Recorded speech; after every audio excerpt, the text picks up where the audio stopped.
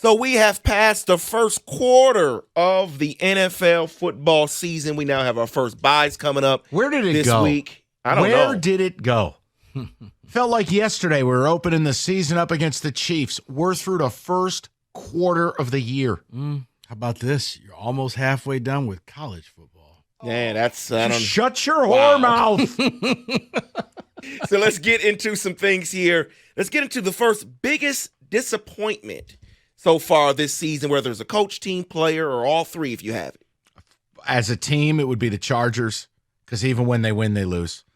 Biggest disappointment as a player would be Justin Fields, because I never imagined this type of free fall. Those would be the two for me. Biggest disappointment as a team, Cincinnati Bengals. That's fair. That's actually really good. Thought that they were going to be one of the teams that competed with the Chiefs, and player is Burrow. He's injured, but I think the Bengals have handled it all wrong. Probably should have sat him for the first couple of games, knowing a healthy Burrow is better. You're not going to get the home field advantage, but you're not going to be looking the way you look now. So then what would be the biggest surprise so far this season? Wow. I want to use surprise as positive, not negative. Maybe the Commanders would fit the bill for me. They've actually, with Sam Howell, looked like, okay, they've got a real shot to do something here, to make the playoffs. But I would say the Miami Dolphins being what they've been. There's a difference between being a good offense and maybe making history. So I would say those two for me. Biggest surprise, I don't know if this is for positive. I don't know if it's for real or not, but you look at the Bucs. I didn't expect them to be 3-1. I thought that they would just kind of fall off the face of the earth. They're good. And player, I know what you're going to say, but the fact that Purdy is still doing it. Yeah, Brock Purdy. To go back to disappointment, and I thought one of you would mention it, the Jacksonville Jags. It's very fair. And look, they get Cam Robinson back. They got to get the O-line in order. They're a mess. They're a mess. They're not taking the step forward that, well, frankly, the Lions are.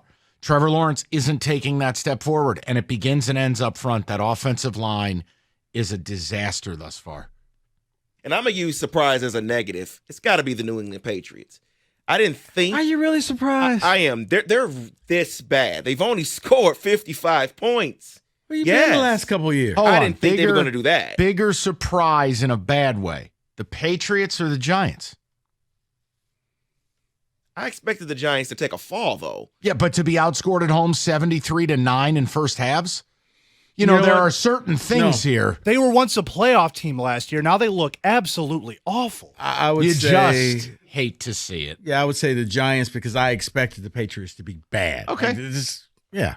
It's like saying the Jets are a surprise. No, they're not. Right, I knew exactly. they were going to be bad. Quarterback gets injured, you can't really put them in that category. So far through the first quarter of the season, what do you think the best and the worst division is so far? You got 2-2 teams all over the AFC South. I mean, you got a 3-1, 4-0 Eagles. I can't believe I'm saying this. It's probably the NFC East because the Commanders, the Cowboys, and Eagles all are pretty clearly good. How many other divisions have three good teams? You know what? I'm going to go with the West because I didn't see the Rams being competitive. I kind of thought that they were at the end of their line. Is Puka Nakua's hair real? Because it's majestic. At this point, I'm just wondering, is he real? Because He might it's like not he be. came out of a Disney movie. He looks like Aquaman. And he has like a Disney name. Like, okay, like where did this guy come from? BYU. He's 32, father of three. Right, but all of a sudden he's rejuvenating Matthew Stafford's career. He's awesome. It's unbelievable. And now all of a sudden, Donald is playing like he's went back in time. Like, But see, the Puka Nakua thing, he was ripping up OTAs in camp. You know all the reports we never got about J-Mo?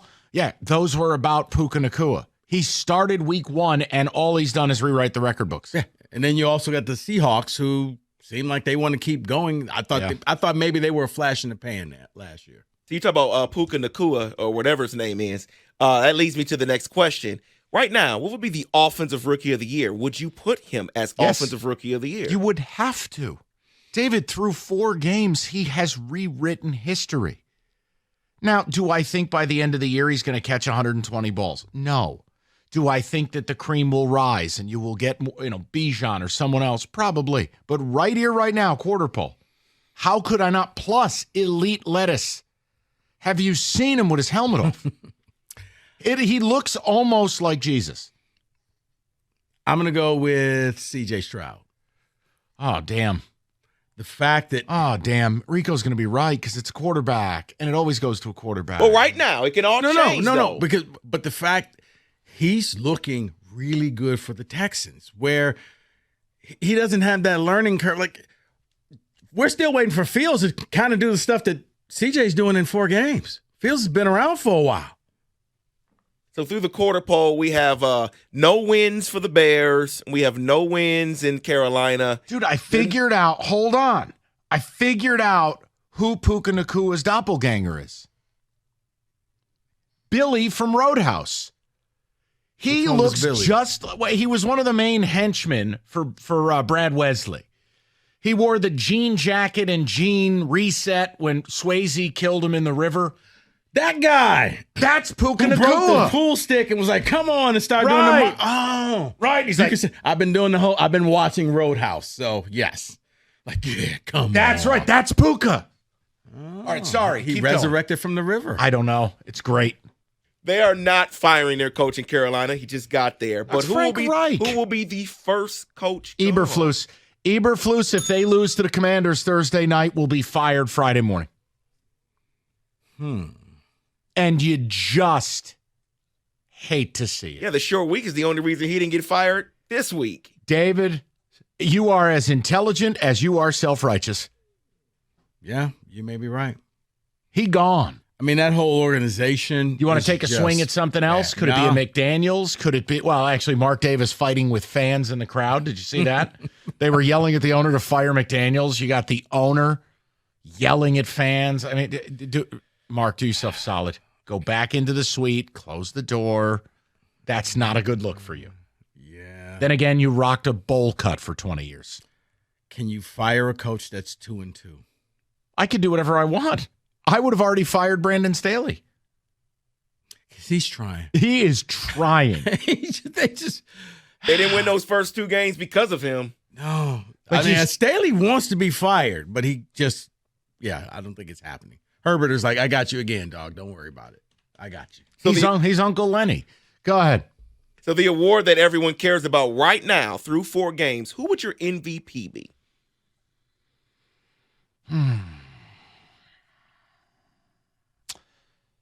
I'm real, Say it. No, I was going to advocate potentially for McCaffrey. I mean, he's splendid. He's unbelievable to watch. That's the only reason Brock Purdy functions. So I would no love. I would give a nod to McCaffrey, and in the AFC, after the weekend he just had, along with the team's really good. Would Josh Allen garner some interest? I can see that. I mean, he turned heads and going out there and not just beating the Dolphins. He destroyed them. It was personal. You could tell. Yeah, you guys put up 70, but you're not doing that against us. But, for me, it is McCaffrey. The touchdowns, he is such an integral part of that team. And, they were 3-4 when they first got him, and they've just rolled off victory after victory since. Here's Allen through 4 games, and I'll do the McCaffrey comp for you as well. Allen, 3-1, so the team's winning. 75% completion rate. He's got almost 1,100 yards passing, 9 touchdowns. It's the 4 picks that would be the knock. 3 was in week 1. Right, and it was just that outer space Allen thing. Ever since, look, if you finish this year throwing for 4,500 yards, 40 touchdowns, cuts the picks down, and you're completing 70% of your passes, you're talking MVP. You want McCaffrey? Is that what you're looking for? Yeah. Let me take care of that for you. You know what? Give me Purdy. When did you meet Will Smith? Purdy. All right, here you go. McCaffrey through to 4 games, 80 carries, 459 yards, and almost 6 yards a carry. Privileged. 6 touchdowns. What do we got on the receiving front here? Hold on, boys.